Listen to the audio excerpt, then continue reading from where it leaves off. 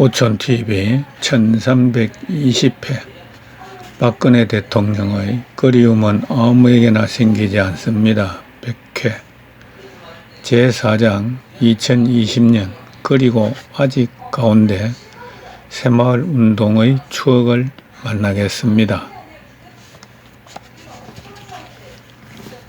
새마을운동의 추억. 리아카 한 대도 드나들 수 없었던 골목길, 오로지 짐을 나르고 이동하는 수단으로는 등짐과 지게가 유일했던 시골의 삶을 근본부터 바꾼 계기는 새마을운동이었습니다.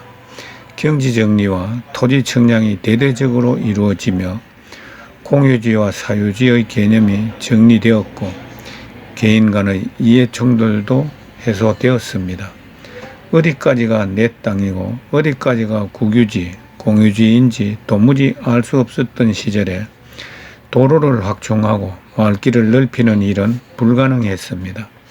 그래서 정부에서 가장 먼저 시급하게 추진한 것이 청량을 통한 정확한 경계를 확정짓는 것이었습니다. 하루가 참 바쁘게 지나갔습니다. 마치 짜여진 각본대로 무대가 움직이는 듯 마을은 순서에 따라 변화하고 있었습니다. 비만 오면 물이 넘쳐 범람하던 마을을 관통하는 도랑부터 손을 보았습니다. 공사를 위해 물길을 차단하고 시멘트, 콘크리트 작업이 진행되었고 도랑의 폭도 2배는 넓어져 한눈에 보아도 더는 물난리를 겪지 않을 것으로 보였습니다. 청량이 끝난 마을길은 곧바로 포장이 이루어졌습니다.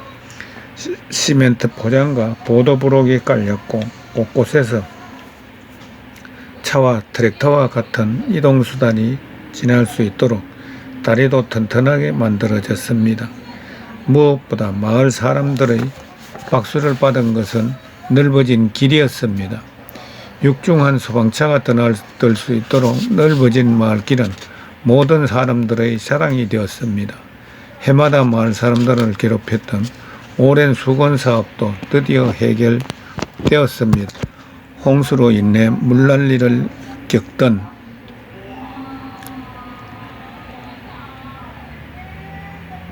범람의 문제였습니다. 마을을 우회해서 흐르는 제법 큰 강이 있었는데 큰 비가 오면 마을 사람들은 긴장했습니다. 1972년 여름 엄청난 비로 큰 피해를 경험했던 터라 일종의 트라우마가 있었습니다. 상류지의 물을 가두어 놓은 역할을 하는 큰 호수를 만들고 그 호수의 물을 일정하게 관리하는 수문을 만들었습니다. 큰 공사였습니다. 물을 가두어 두는 담수지 방벽의 높이는 어른키의 서너 배가 되었고 담수 능력도 가능할 수 없을 만큼 크고 넓게 만들었습니다.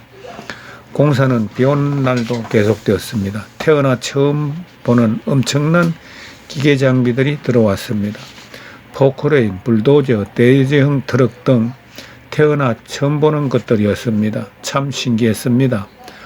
학교를 파하면 친구들과 공사장으로 달려가 오래도록 육중한 기계 장비를 구경했습니다. 꼬박 3개월의 시간에 소요된 마을댐 공사는 온 마을 사람들과 군수, 면장까지 참여하여 완공식을 가질 만큼 큰 공사였습니다.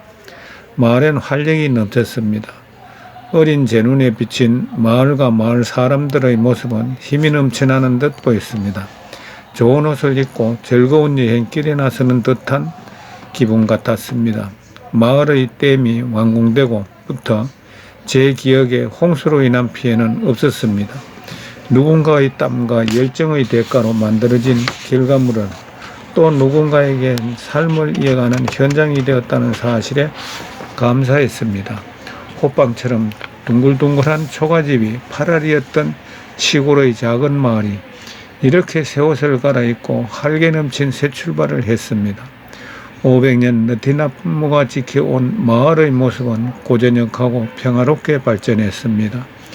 비록 면 단위의 소규모 인구와 가구로 이루어진 마을이지만 무엇 하나 빠짐이 없었습니다. 강건하심을 기도합니다. 다시 뵙겠습니다. 2020년 5월 18일 홍모모 박근혜 대통령의 답신입니다. 우리나라가 오랜 가난에서 벗어나기 위해서는 물적 자원도 중요하지만 무엇보다 국민 스스로 우리도 잘 살아보자는 강한 자립 의지가 선행되어야 했습니다. 그리고 그 실천 과정에서 우리도 하면 된다, 할 수 있다는 자신감이 절대적으로 중요했습니다.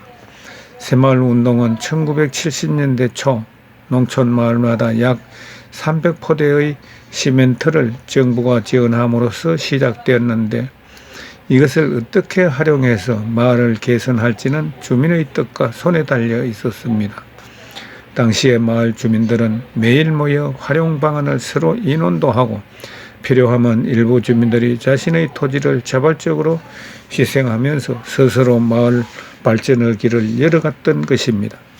이러한 과정을 통해 주민들의 소득도 증가하게 되자 우리도 하면 된다는 자신감을 갖게 되었고 이러한 성공 사례가 다른 마을로 도시로 전국으로 퍼져나가게 되었던 것입니다. 이와 같은 새마을운동의 정신은 마침내 세계 최빈국 중의 하나였던 우리나라를 오늘날의 모습으로 변모시키는 기적을 이루는 커다란 역할을 하게 된 것입니다.